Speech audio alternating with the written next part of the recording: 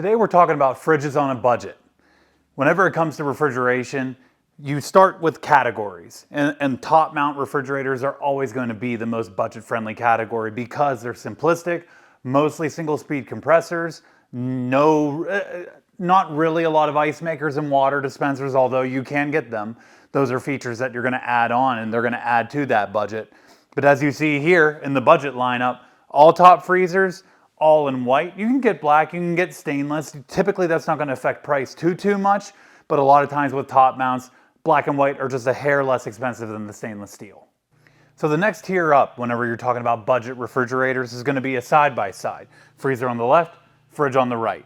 Most of the industry is going to have that external water dispenser on the machine. You are going to find a couple of models in a couple of select brands without the ice and water.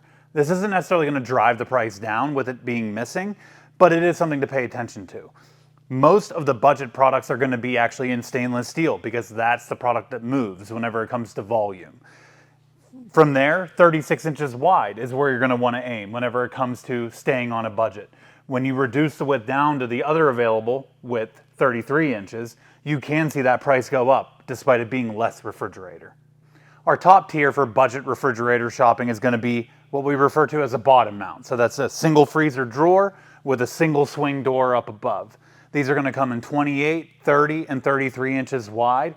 You can see some brands promote them whenever you're talking about like 4th of July sales, Memorial Day, Black Friday, things of that nature.